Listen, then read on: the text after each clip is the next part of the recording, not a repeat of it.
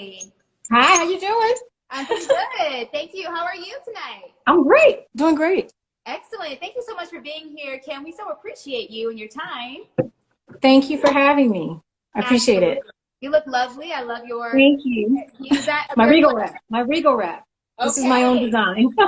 Exactly. I figured. It's beautiful. Yeah. We'll get to those. We'll definitely Okay. get to those. Let me turn you up a little bit. Okay.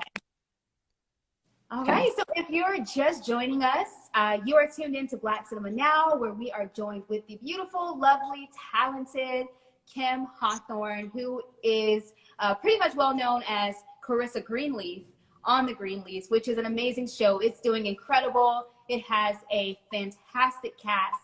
But right now, we want to get into Kerissa. We want to talk a little bit about Kerissa, your character, and just your experience with being on the Greenleaf so far. Okay. All right, so obviously you play Kerissa Greenleaf. You are Jacob's Greenleaf's husband. He's a pretty prominent role. Wife, oh my gosh, I'm sorry. Maybe I'm a little nervous. I've been a lot of things, but I ain't never been nobody's husband. Never. You are his gorgeous wife. Excuse me. And Jacob is your husband. He has a pretty prominent role in the family. And you married into this family and all of their drama, all of their mess. But what do you think it is? What do you think is probably the biggest misconception about Kerissa Greenleaf? The biggest misconception? Oh, I think that people think she's a gold digger. Right. People think that she's a gold digger, and I never have gotten that. I don't know why she's digging for gold when she she's college educated and she has her own school. The first season they hit on that, where I was a school, I started a preparatory school for young students, so I have my own career, or Kerissa has her own career, and she has her own money. And then in the second season, when Jacob's not working, she's the one holding the family down when we go to the parsonage. So I think one of the biggest misconceptions is that she wanted to be in the family for the money or whatever, but I don't, to me, a gold digger doesn't have anything going for themselves except, trying to get the money. being arm candy. Yeah. Okay. And I don't think Carissa's arm candy at all. No. I think she's a very focused, career oriented, loyal, loving mother, loving wife, just a professional person. And I think a lot of what her struggles are with Jacob's character is that she just wants him to have as much drive as she does. And he doesn't, because he's not really doing what he wants to do. He would have much rather have gone into sports, but that wasn't necessarily supported by his family. And we know people like that. We know people like, I went to college with people who were like, my parents are not going to pay for my tuition if I don't major in what they want me to major in. So I think Jacob got caught up in that kind of thing. And Kerissa just thought, probably looking at his family, because they were established and hardworking and have their own, that he would naturally have that kind of that drive. Like she wants a second half of a power couple, right? But I definitely don't think she's a gold digger. Definitely. I would never even put her in that category as a gold digger, but I definitely see where, people are perceiving her that way. And it's kind of absurd to me, but, and it's like you said, it happens. And it really, it's unfortunate when you're married and maybe one of you isn't living out the dream that you saw for yourself. And then that resentment starts to somewhat, trickle into your marriage. And now you're looking at your spouse like, if it wasn't for you, I could be who I want to be. And it just creates a whole slew of issues. And, it's absolutely. So I think we're seeing a little bit of that play out as well. Yeah. So with that being said, and the misconceptions kind of being brought up to the forefront, what would you say makes Kerissa Greenleaf an amazing wife? Well, the fact that she stayed with his behind while he cheated on her umpteen. No, I'm just kidding. No, that makes her long. That makes her long suffering. I don't know about that long suffering stuff. Okay. What makes her an amazing wife is that she is honest. I think somebody who can appreciate a partner that really loves them, they're going to tell you the truth whether you want to hear it or not. They're going to want you to be your best. They're going to push you to be your best. She's a wonderful mom. She's a good mom, you know, and I think she has a lot of great qualities as a wife. I think she's just basically, I think she's too much for Jacob. She's just too much for Jacob. He probably needs a damsel in distress, more like, you know, how Tasha's character is, like, oh, I don't know, in the church, and no, Basie dead, and you know, all of this. Crazy. And then he can swoop in and save her, whereas Carissa's character doesn't need saving. She just needs, yeah, she's a strong woman, and every, you know, every alpha male cannot handle an alpha female. A true alpha male can handle an alpha female, you know, a true alpha male can, because they know how to step back and not be intimidated by an alpha female. And Jacob is not, he's not alpha, he's definitely beta. He's beta. And so I think that Kerissa just kind of, you know, she's just too much for him, you know, but I think that she loves him. He has been unfaithful to her more than once. That's been insinuated. Yep. And she stood by him, for him. And then I think further along for the children, because who wants to break their family up? You know? Yeah. So she should get credit for that. Absolutely. And she should get credit for putting up with his mama. She should get an award, an Emmy, an Oscar. She has done so much. Kerissa. First of all, let me ask you this. What grown woman is going to want to have an 18-year-old child and a 4, 5, 6-year-old child living up in the house with her husband's family and mama? So I always like to think, you know, I think a lot of people who are younger think that's a great deal. Like, why is she complaining? Why she want to leave? Right. She got it good, you know. Like, she got it made. What's her problem? Right, she got it made. She got it made. I said, oh my God, these must be just younger people who don't understand what it's like to have your own family and children. And I like to spin it and go, if Jacob were in my family's house, let's say it was my family's huge mansion, and he was underneath my mother and my father, and he wanted to leave that house and make sure that I am the best that I can be, and make a solitary unit with our immediate family for our family, and say, I don't belong in another man's house. We got to get our own. Would anybody call him a gold digger? Would anybody think that he was ambitious or selfish or manipulative or no? No, absolutely. They would be like, yeah, go get yours. Yeah. I think it's a double standard when it comes to women. It's a societal thing that we have here that's almost automatic. We're taught to be well-liked and polite. And how many times have we been out? This doesn't happen to me anymore because I think I'm just too grown, you know. But when I was younger, smile. Why don't you smile? Oh, you should smile. My gosh. I can't stand it. I'm like, what? Yes, exactly. Exactly, because maybe if you're just walking around with your normal face, it's intimidating or not welcoming, but that's not on us. That's on you. Right. We're not here as women to make other people feel comfortable. Girl, you just said it. Oh, I love that. Wow, this is some good stuff, Kim. Thank you. Absolutely. We weren't put here for your benefit, for the pleasure of your viewing experience. I'm just a human out here trying to live my life the same as you. If I'm walking around with my normal face, it's because that's how I feel. I'm not going to walk around like this, because if the next man that sees me, you know, he's not going to be too pleased with the look on my face. Like, that's unrealistic, you know? Yeah, yeah.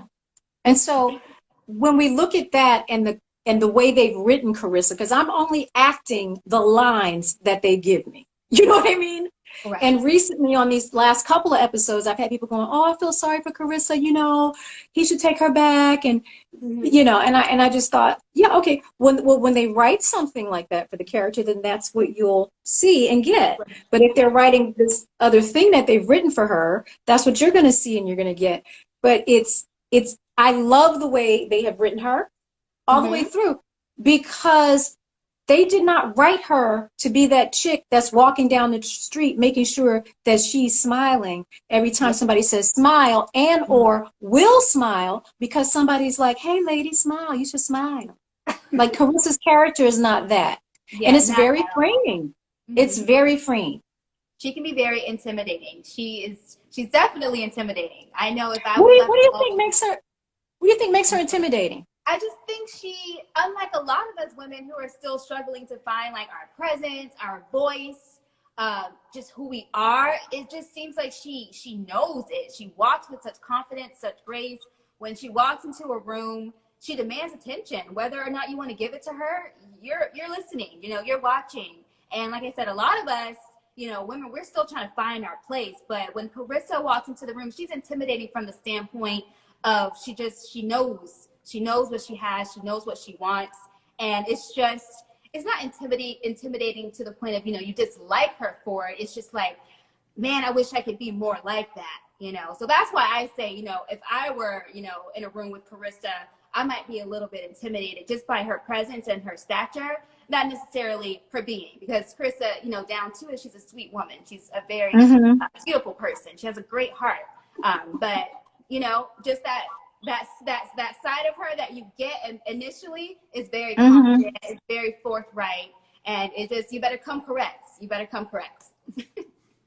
Well, that's true. You better come correct. Yeah. Well, the fans call her straight no chaser. Yeah. Oh, you know, I like and that. and that's how they wrote her. So I mean, it's really great to be able to portray that type of character, because I don't know how often we get to see that type of Black woman on TV. I just don't You don't know. get to see it that much, and I think you're so right. In a lot of movies, TV, television, usually a Black woman in your character who's experienced the things that her husband has put her through. She's woebegone. She's, oh my man, he left me and the kids, you know. But Carissa's, no, like Yeah. it's a whole different situation with this woman. It's a whole different situation. She's really a lot of women that we really know. Do you know what I'm saying? Because there are a lot of Black women out there holding it down under much adversity. Yeah. Under microaggressions that happen at their workplace every day. You know, there's a lot of stuff that we go through that we don't necessarily air out our laundry or talk about. But any Black woman that's watching this can relate to what I'm saying and knows exactly what I'm saying. It could be at the bank or anything. You know, I have sometimes I'm talking to my friends, you know, it's like we are the Eve. Everything came from us. Every species of human being was birthed through an African woman, and then what do you call it when it mutates? It mutated into everything else, the red hair, the albino, the blue eye, the white skin, right? Right. But yet and still, why is it that sometimes we feel like we're at the bottom of the doggone totem pole? I'm just telling the truth. I'm telling the truth, and I'm shaming the devil. There should be no reason why we should be feeling like we're at the bottom of the totem pole in this society. And it happens to a lot of us. I know it happens to a lot of us because it has happened to me, and it has happened to people that I love, and it's happened to people that I know, and friends and family. Situations and different things that happen. But I know that the Black women that I know, in my family especially, they're strong women. Yeah. They're holding it down, and they are a bit like Kerissa, where all these things happen where you feel like she's going to break, but she doesn't. And I think that could be intimidating. Yeah. Why hasn't this broken her by now? Oh, that's good. You know? Yeah. Yeah. So I'm proud to portray that type of woman, because we need to see us be victorious in that way. Yeah, we absolutely need to see that type of strength. We absolutely do. I stand Kerissa Greenleaf. I don't care what y'all say out there. She is the best on the show. So that actually kind of brings me to my next question, and I think you pretty much touched on it throughout our conversation. And I really want your full honesty with this one. Do you feel like Jacob is worthy of Kerissa at this point? Do you feel like he's I know he's in a position to where, you know, he's not wanting to take her back. But do you feel like he's even worthy of being with a woman like Kerissa at this point, after all that he's put her through? Yes. Yes. Because I'm just going to say this now, in my real life, he would have been kicked to the curb long time ago. Right. Okay. Long time ago. Right. Okay. Because I don't suffer fools. Okay. But Kerissa, the character Kerissa, loves this man. Mm-hmm. And I think she knew what she signed up for. A lot of times we get ourselves into situations and then we want to complain. I don't even think Carissa's really complaining to anybody. She didn't even tell Lady May that Jacob slept with the other maid. Ooh, you know what? I think she didn't. No, until Lady May came up saying, "Get out." Mm-hmm. She's like, "Whoa, wait a minute. Yeah. Yes, I cheated, but he did this and did that, and then he slept, and then she knew about the other cheats because she said as many times as I forgave him, and he slept with Melise. You know, she threw that in there. Oh, so I think that Kerissa still believes in Jacob and believes that they should be together, and that he deserves her. And I don't even know if I like that term, he deserves her. Mm-hmm. I don't think that people like better than other people. I feel like it's more of where they are in their lives. Right. You know, sometimes you can be like this with somebody, and right now I feel like Jacob and Kerissa are like this. Yes. You know what I mean? Oh, yes. They're like this. Yeah. They're not intertwined with each other. They were that like second season, and now they've gone into their separate little universes and they're spinning, and they're not even connecting at any point. But I feel like Kerissa definitely does not want to break her family up, that she loves him, and that she would love him until they die, faults or no faults, that she ultimately believes that he will grow into becoming a man. And let me tell you something, that's a huge part of her wanting them out of the house. It's hard to be a man when you're a mama's boy. When your mother, he's between a rock and a hard place. We're in the house with his mother. She's got this rein, I got the other rein, and I'm go to the left and he go to the right. Yeah. So he can never really totally man up because he's got these two strong women who are like bookends. So Carissa's thinking is, well, we'll learn how to as our own unit and have more autonomy if we are out from up under this roof. Get your own church. Let's do our own thing. What could we be together as a team? That makes so much sense.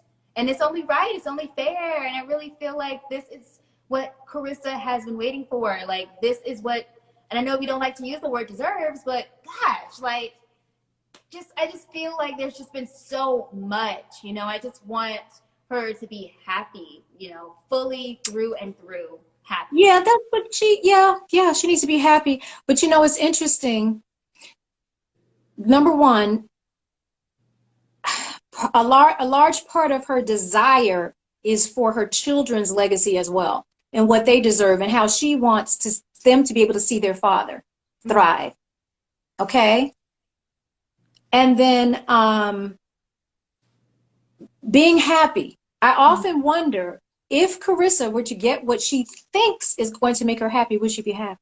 Because a lot of times we think that's the thing. Yeah. Maybe they would go and get their own place, and he would get his blah blah blah blah, and something still might be off, and they're not supposed to be together. Like, maybe that's not the thing. Maybe that's the thing that she's honed in on because she's just not happy. You know what I'm saying? Yes, I do, girl. I think so I often wonder too well. Yeah. So I'm often like, is that really what would make her happy, or is that a little project that she can work on? Right. You know, that's going to take up time because she got to like design, you know, stage the house, and so we got the little distractions. Everything's going to be good for a minute, and then when we settle back in, okay, now it's just me and him looking at each other. Now where are we? What now? Yep. Are we in a better place or not? That's something that has crossed my mind. Wow, that was well put. That was excellent. An excellent explanation. I mean, I wouldn't have thought about it that way, but listening to you explain it that way from Kerissa's point of view, it does make a lot of sense that that would be where she is with it mentally. I mean, this is her family. They've been together for years. They have children. This is a legacy that they've been trying to build. So that does answer my question. And, you know, like I said, just listening to you explain it the way Kerissa would feel, it makes complete sense to me. I know for me, I would, like you said, like personally, I would have been out the door a long time ago. But this is a woman who's already strong-minded, strong-willed. She knows what she wants. So when she decided to marry Jacob, she knew what she was signing up for, like you said. Mm-hmm. I believe she did. Mm-hmm. Yeah. It doesn't mean it didn't hurt any less. Yeah. You know, and I don't think that she thought. I don't think that she thought that he wouldn't be gung-ho to leave the coop. Right. To leave the coop. Yeah. Yeah. So now when you read in the scripts, and I think this was season 4, that Kerissa would have an affair, did you feel like this was something that was calculated, like she felt like this is my chance, my opportunity, I'm going to make him feel what I felt? Or do you feel like she had a genuine connection with this man and it really honestly did just kind of go left? She didn't intend for it to go that far, but because the connection was there, unfortunately it did go that far, and it was a little easy because of the past infidelities in her marriage. What do you think? Well, I posed a question to the writers at the end of, right before the season started, because they'll start writing our storylines. And so they said, where do you see your character? What does she want? And I said, well, at the end of the last season, I found out that he kissed Tasha. Yeah. So, you know, so there I was, like the first lady of the church. I was still holding down the school, trying to be the mother, the first lady, the school mom, the whole 9 yards, you know. Mm-hmm. And then I'm thinking, and you're just in here like sucking face with Tasha. Yeah. And humiliating me in the church, and then losing all the money and all that. So the writers were like, well, where do you see your character going from here? And I said, well, I just have a question, because I'm not an actor who will like come up with my whole storyline and be like, this is what I want to do. Some actors are good at that. I have actor on my contract. I don't have writer on my contract. So I was like, then I told them that. I said, I have actor on my contract. Right. And so I said, but I do know how I feel, or how Kerissa feels. I can tell you how my character feels after these seasons. Well, how do you feel? I said, well, when am I going to get mine? Oh, honey, when? How much is Kerissa supposed to put up with before she says enough is enough? I'm going to go for what I want. Unapologetically go for what I want. Mm-hmm. That is the question I posed to them. And here we are. This is what they came up with. I'm stealing wills. I'm sleeping with folk. Yeah. I'm getting the cooties. I was like, well, now look, I didn't ask for all of that. Okay. Right. but I just posed that question. Because it's like, she did get more than what she bargained for, but it's still, I don't want to say, you know, I don't want to say it made me happy. Like, none of the negative side effects that came with her vindication made me happy. But I was glad to see her get hers. I was glad to see that. I wasn't mad at it. I didn't feel bad for Jacob. I felt like, finally, like, get yours, Kerissa. You get yours, and you get it good. You get it good. And you know how it is with men. Like, they'll cheat on you until the cows come home, expect you to stay, but you get yours that one time, and they're ready to, you know, throw the whole marriage down the drain, you know, because with men and women, they're just there's always been a different perception on sex.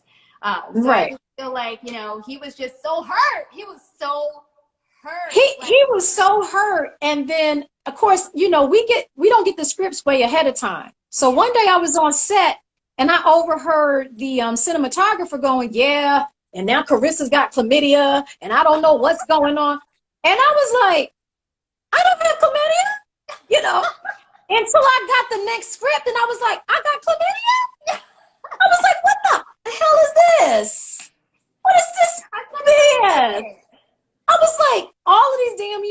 been faithful. I cheat one time and I get chlamydia. I was like, a male writer wrote that. A man That's wrote a that. male. Yes. You know he did. You know it. That's what y'all want to happen when we finally step out. Okay? That arrested girl and got the chlamydia. Like, that's what you can tell a man wrote that. You know, A man wrote that. That's right. I said, this is cheated. The show season 1 started out with him cheating. Like, he's been in the church. In the church. And not one time in the church. Catch anything. Right. Come on. And then my other thing was, you don't think Kerissa would have like used a condom? Come on. So what? But I'm gonna tell you something. It made for some good TV. It sure did. It made for some good TV. It had me like, what?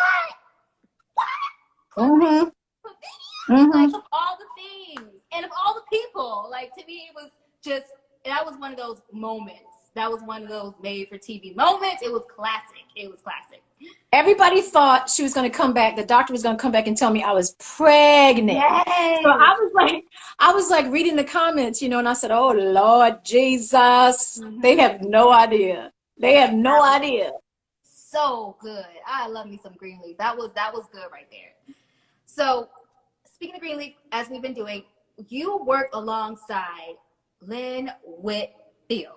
Now, she is pretty much a legend. She's an icon, especially amongst Black Hollywood.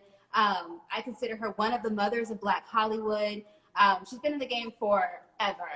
What is it like, getting to work alongside her, knowing her personally, and then having to turn around and kind of switch your whole mindset and mentality and go into these dark moments with her, these intense fights? I mean, they've even gotten physical. So what has that been like for you?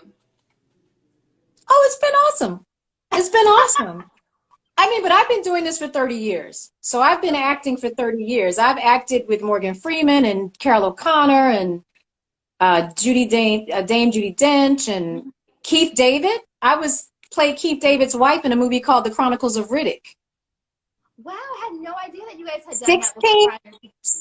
16 years ago, and I know it was 16 years ago because I found out I was pregnant with my oldest son right after I finished shooting that, and my son is 16. So awesome. It was really weird. It was really weird, like going, oh, hey, now I'm your daughter-in-law, on this TV show. But so I've been doing this for 30 years. So I don't mean to cut you off, but I do want to say that does attest to how amazing you look, because think about it, you went from playing his wife to now his daughter, And don't tell him that, though. Don't tell Q. Years ago. You're now playing his daughter. Okay, let's not harp on phenomenal. You look amazing. Let's not harp on that. Keith David is a friend of mine, okay? He looks great, of course. He looks great. But I was going to say, so the initial approach is everything that you said about Lynn, you can supersize that for me. As an actress, of course. But at the end of the day, we are two professional actors having to do a job. So at the end of the day, we're two actors acting opposite each other. Okay. Now, from a standpoint of having a 30-year career and then getting an opportunity to work with her particularly, I love working with Lynn because she is all the way present in the scene. She's about her work. She's about the work. She's about the words on the page and the script and what's going on. And I'm very much the same way. So what's it like when you're working with someone? Because it's interesting to me. I'm not an actress at all. So when you say, she's present when she's in the scene, what's the difference when you're working with someone who's not as present? Or what kind of lets you know, they're not giving this their all? They're not completely here with me. Because they're worried about how they look. Okay. And, very superficial. Right. Or have you ever been talking to somebody and you're like, they're not really even listening to what I'm saying? Yes. You ever been to a party and you're like talking to somebody and they're kind of like, there are actors that are like, that. They're not, if I act opposite somebody, and every time we do the scene, I give you something different, which is what I do, because to me, it's a real moment every time. So it should never be played the same way twice. Oh, Because okay. it's not the same thing that just happened. You know what I'm saying? Yeah, the last time. Yeah, We're, that makes so much sense. we are in a completely different space. I don't care if they said cut and then we do it right away. It's a totally new time, literally, in space. So there's no way that I'm going to sit there and just do it the same. If I'm in a scene with an actor and I give them something different and they're giving me the same thing, that's lazy to me. You're not doing your job. Your job is to tell the truth. Your job is to be in the moment. Yeah. You know, and Lynn Whitfield is always in the moment. And Keith David is always in the moment. And I relish working with them. They are veterans. They're professionals. They are thespians. There's a difference between an actor and a thespian. Right. Okay? I'm a thespian. Absolutely. This is it's a real profession. It's a real art. And I take it very seriously. Now, I don't take it seriously to where I'm like not fun or can't laugh at myself or anything. But this is a craft that has been honed over a lot of years and sacrifice, dedication, learning, failures, successes. And so when I act with somebody like Lynn, I sense that, appreciate that, and can run with that. Right. Does that make sense? That makes total sense. Because it's like, you know, like I said, she's an icon, you know, so as she's Black Mother of Hollywood, but it's for you professionally, and then just, you know, training wise, your experience, everything that you've done that's gotten you to this point, you know, you and her go toe to toe in these scenes. I mean, on a professional level, it's like a mirror. You know what I'm saying? I'm watching her move, I'm watching her speak, and I'm right back to you. I mean, it's so intense on both sides. I mean, the passion coming from both of you is there. And that's what I mean by being in the moment. Okay, true story. The scene where we get into the altercation in her bedroom and she slaps him, we shot that. We have to shoot it with the camera facing her and the camera's over my shoulder. And then they shoot it the other way. Then they shoot it the wide way where you see both of us on the bed. So we shooting. So when the camera was facing her, we shot it maybe 3 or 4 times, and they said, okay, let's do another take. Next thing I know, she done hauled off and slapped me for real by accident. Oh no. So this is what I mean about being in the moment. Yes. Okay. Now the Kim Hawthorne in me was like, when I'm gonna knock Lynn Whitfield, when I know she didn't just. This is what we still rolling though. We rolling, and so the spit is going over there. Look, this earring went flying out my ear.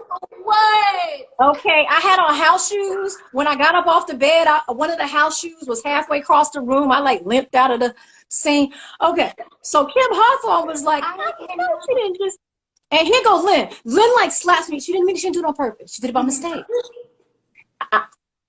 We do like this. You swing. Listen, you swing, and then you the actor has to go like that, and I have to go like this. You know, right? So I'm all prepped up to do that. I ain't even get a good before she just, and I was like, in my mind, Kim Hawthorne was like, I know she didn't just, and so I'm laying on the bed. Stop laughing at me. Stop laughing. I'm laying on the bed, and you know how you're like stretched on. I go down to the bed. It's drama. I go down to the bed, and so I kind of look up, and I'm looking around like out the corner of my eye, like if I see one person laughing at me right now, like in the background. But then the second thought I had was, oh God, this is the thespian. I was like, we ain't wasting this tape. Okay, we ain't wasting this.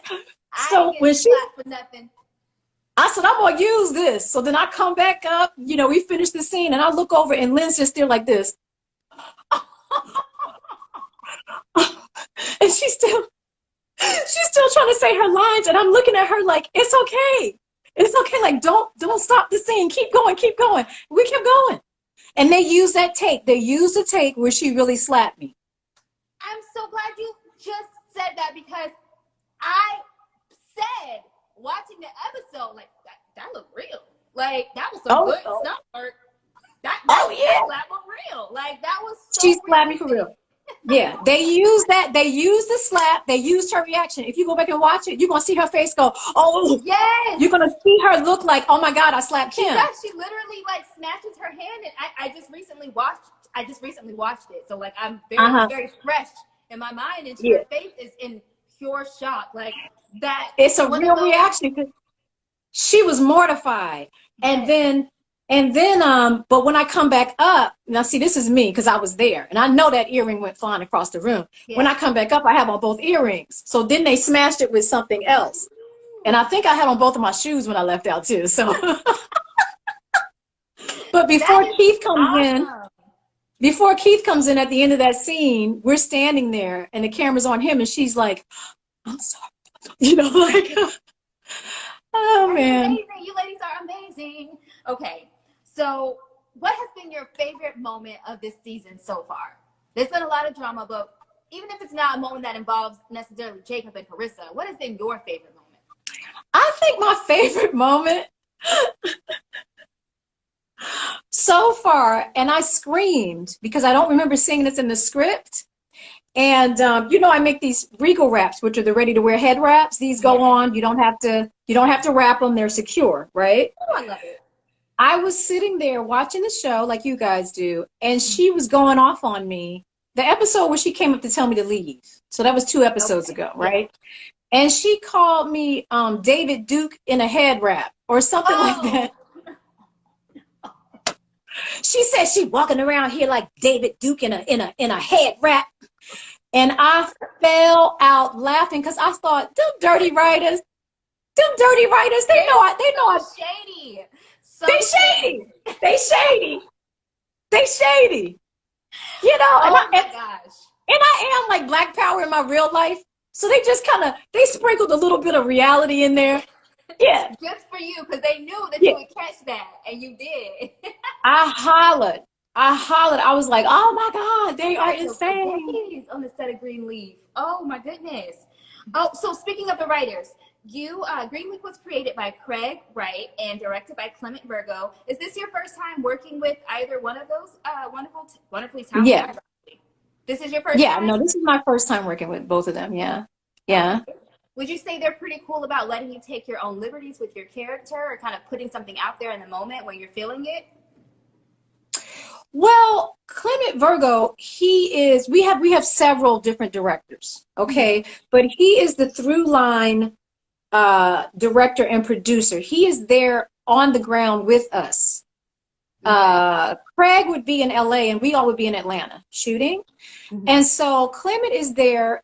He is driving the ship, you know.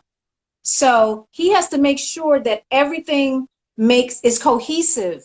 Mm-hmm. When all the other directors come in, you know, to make sure that they're on the right page, right. They're being cohesive with everything else that's happened, mm-hmm. and that they're not directing us off in some direction that doesn't make sense or is going to jive with where the character is going, because I'm pretty sure he knows all that ahead of us. Right. But I love working with him because he trusts his actors. When a director trusts his actors, they're only going to come in and ask you, why did you do that? What is that? Right. Not tell you what to do. You know.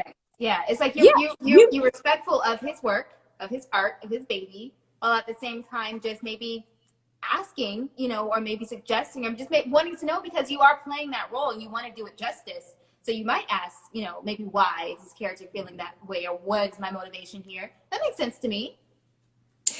With him, with a good director, and this is what I say, I don't like getting direction before I start doing what I'm doing.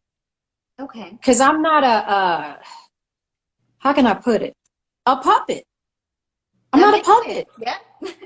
We are all in a creative process. Mm-hmm. So when I get my lines and stuff, I'm going and doing my homework, and I'm making decisions about how I feel like my character would handle this situation. Mm-hmm. Now, I can do that till the cows come home. All of that could shift. Maybe not shift, but that's a layer.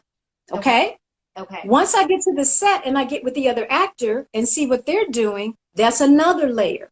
That may make me say, I didn't know that actor was going to say that way with that intention.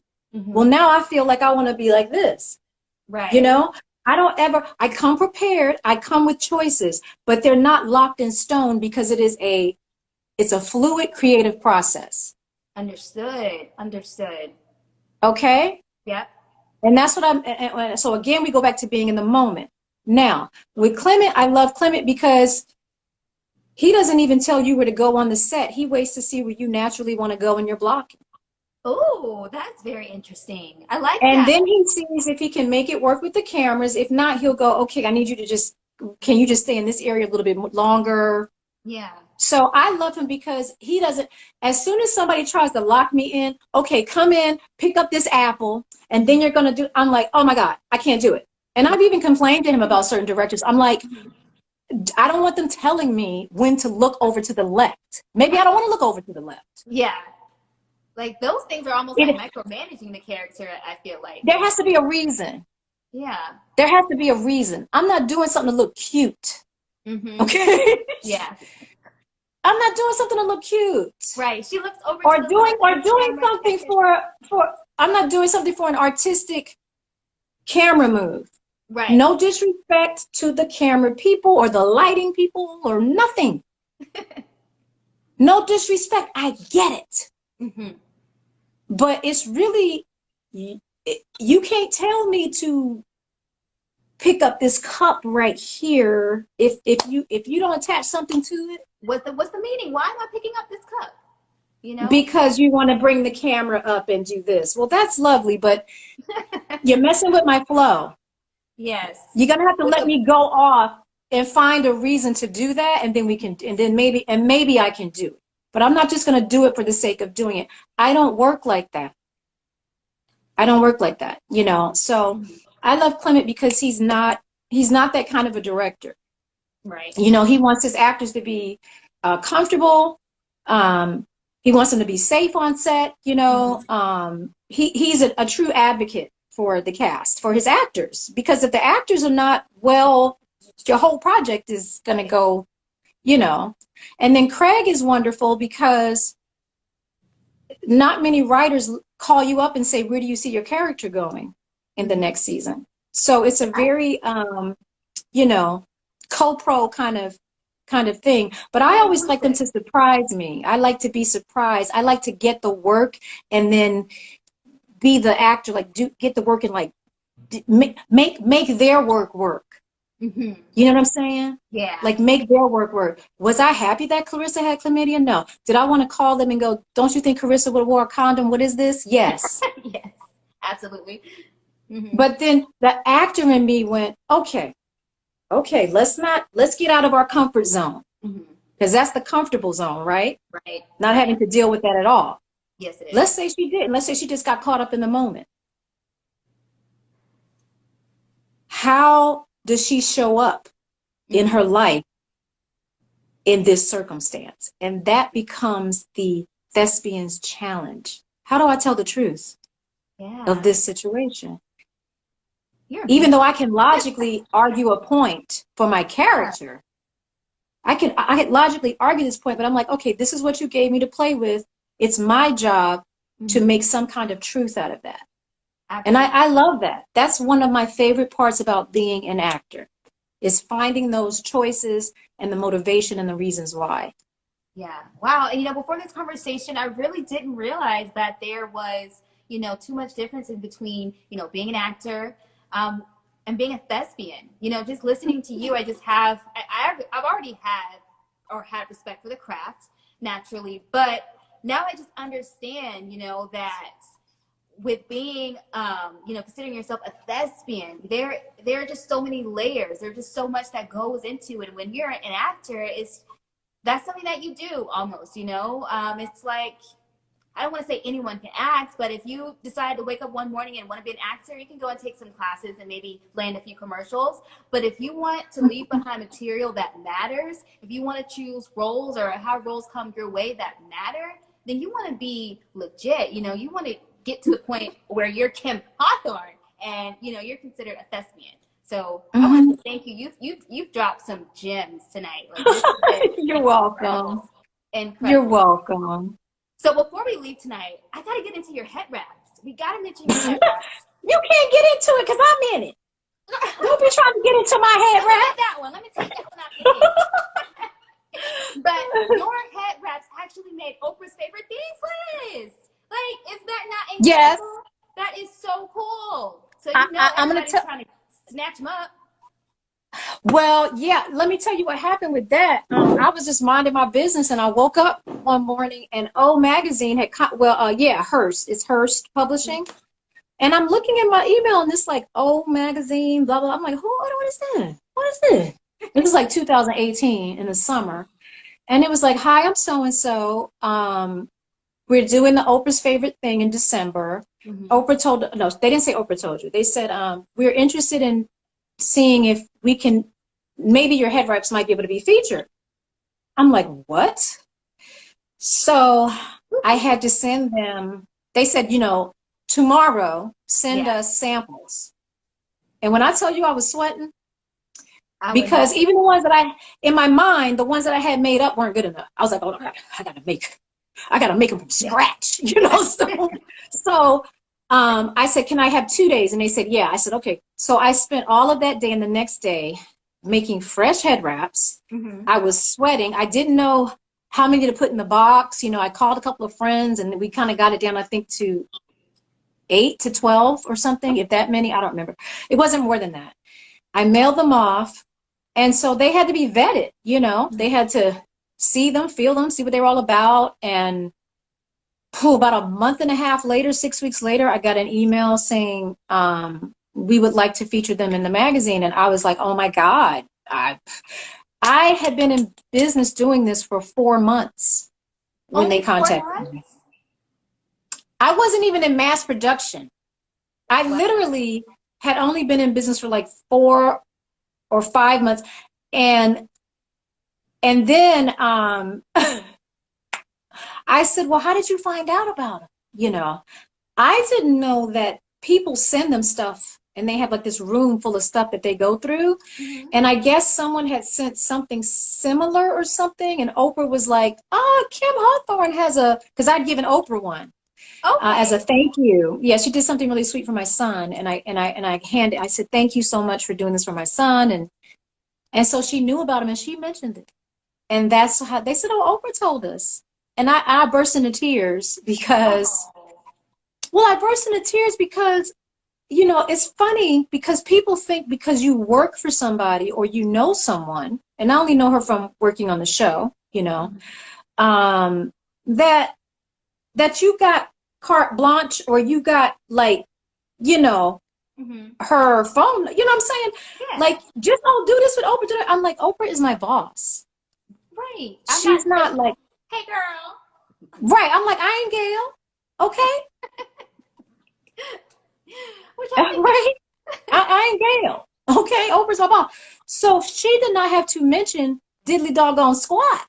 Mm-hmm. And the fact that she even thought about me and the head wrap, it was so humbling. And I just was so moved by that she recommended me. And then on top of that they actually went in there, which was great. And then let me just tell you, that O list is the real, I had orders. Yes. And it was me and my friend making these head wraps. Wow. So if you were someone who had ordered a head wrap, you were getting like an authentically handmade wrap from Kim. That's incredible. If you get a head wrap from me today, you are getting one from me. You are getting, no one can wrap this bun but me so far. Okay. So all of these buns have been wrapped by me. So those are now that needs to change. That needs to change. But I've had some people attempt it, and it's like, but it took me about 4 or 5 months to figure out the design. So it's not an easy thing. Yeah. I'm looking at you, but I'm looking at your wrap. I love it. And I love the concept. I need one, Kim. Where can we actually find that? Hang on. Oh, okay. Yeah, thank you. I get all distracted. I was going to say, if my hair wasn't looking crazy, I'd take this one off and show you real quick. But here's one that opens at the top. Okay, so these are for my ladies that have big hair, don't care. They have dreads or they have braids or they might be transitioning out of braids and they want to, you know, still have their hair out and they can, Yeah. Oh, I love that. you know what I mean? And so then Yeah. this one is closed at the top. Okay, Yeah. so it is theregalwrap.com. Theregalwrap.com, www.com. Okay. And it is the Regal Wrap on Instagram and Facebook and yeah. Okay. All right. Awesome. Well, I know I'm going to grab me one, and I know that we're going to make sure that everyone knows where to grab one once we, you know, do a little promo after the video. The Regal Wrap. Yep. The Regal Wrap. Can I type it in? I can see some people in the comments saying like they're ready to grab them. So, can I type it in? I'm going to type it in, okay? Yeah. www.theregalwrap.com. And I just added Afterpay. And Afterpay allows you to pay in 4 interest-free installments. So you don't have to pay for it all at the yeah.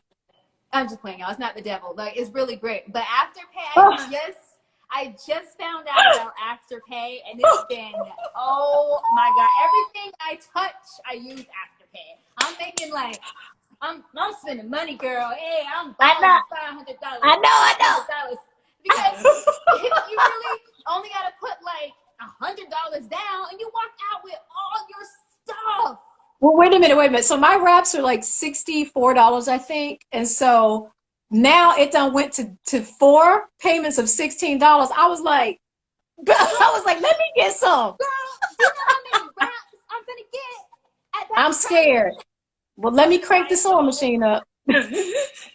Okay.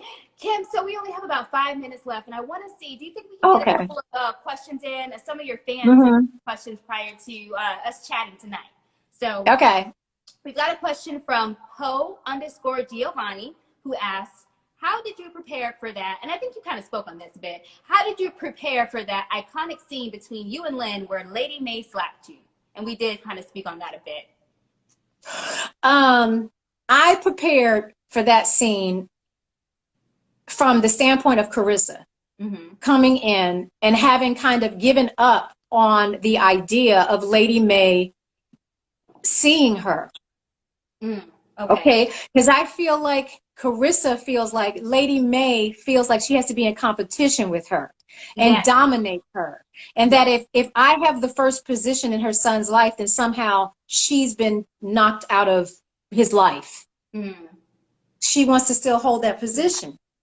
And so I came into that scene bearing the burden of my relationship with my mother, which nobody ever saw. But as a thespian, you have your backstory. Nobody else has to know what it is. Yeah. But there was a line where I said, my mother was always competing with me. That wasn't in the script. That wasn't in the script. They had written something else. Like, my mother was always disappointed in me. That's what they wrote. And I was like, no. I called the writer and I said, why would her mother be disappointed in her? She graduated summa cum laude. She has her own business. She's married well. What is there to be disappointed about? And I said, I think, what would you say if her mother was always competing with her? And part of the reason why Kerissa's type A is because she's kind of like, look at me, Mom. Look what I did now. Do you love me now? Do you love me now? And so then she just takes that over into with Lady May, and she can never get that love from Lady May. And so when I enter the scene, I'm coming to tell her, you know what? I'm tired of trying to please my mama, please you, please blah, blah. I'm done. And I'm going to tell you everything I ever thought about you and how you've done me dirty. Wrong. Yep. I'm proud of Kerissa Greenleaf. Y'all gonna get off Kerissa. I stand Kerissa. I just really don't understand why she gets so much flack. It just really blows my mind. Like, every time you see in the comments, oh, I can't stand that Kerissa. Why? Because she's honest, because she's truthful, because she's held her family down for all these years? Because she's not beat down by her circumstances. That's what it is. That's really all that it comes down to.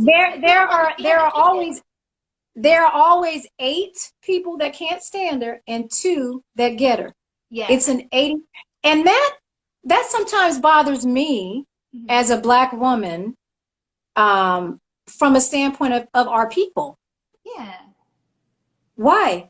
Why do you, like you said, oh, my husband this and my husband that? Like, why do you want to see her beat down? Why do you want to see her like? If Kerissa was on the opposite end of this, and she was having the reaction of, oh man, I can't believe it, I can't believe my husband. I'd be Charity. I'd be Charity. Great. Oh, we love Kerissa. They would be saying at that point, she's so strong. I promise you, you'd be over here in a corner. You think so? Yeah, she's so strong. That is the mentality. That's the mentality. Somebody said crab. Somebody said crabs in a barrel. But no, let me tell you what the real is, though. Let's keep it real. You know, and I have said this. You know, the 80% wants to be with Lamont Rucker. You understand what I'm saying? Yeah. They want to be with Lamont Rucker, and so they like, why don't she just shut up and be happy with that man with that beautiful brown skin and that beautiful bone structure? Right. Why can't she just settle down? Right. Because he's so fine.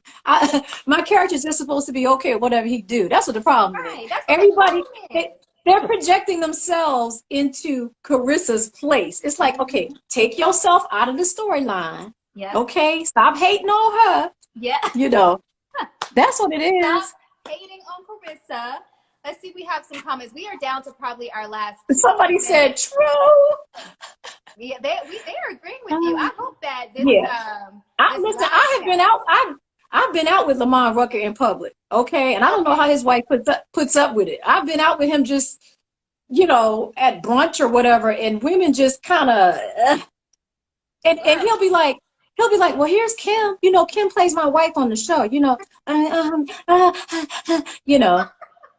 So that's really what's going on. They're like, that man is so fine. You should just be putting up with whatever he puts you through. Whatever he's in your way. Because he's so fine.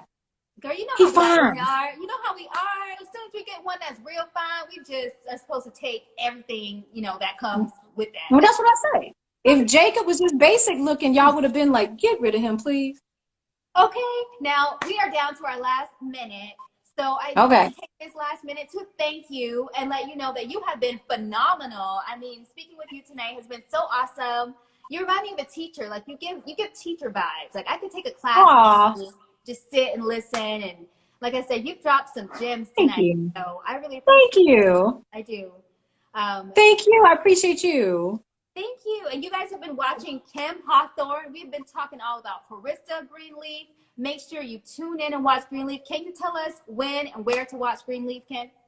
Oh, yes. Okay, so Greenleaf comes on Tuesday nights, 9 Eastern and 6 Pacific on the OWN network. And I found out that we are on YouTube TV, YouTube.com, because that's how I watch it, because I don't have regular cable. So now they've added OWN to the YouTube TV. So I think you can see it there. All right, you guys. Yeah. So okay. YouTube TV, OWN network. We've been chatting with Kim Hawthorne. Make sure that you follow Kim Hawthorne on Instagram. It's the Kim Hawthorne. Absolutely make sure you follow Black Cinema Now for more incredible live chats like the one we had tonight. I'm Deanna. You've been chatting with us. Thank you so much, Kim. Have a great weekend. You too. Bye. Somebody ordered a head wrap. Oh, thank you, whoever that was. How do I get off of this?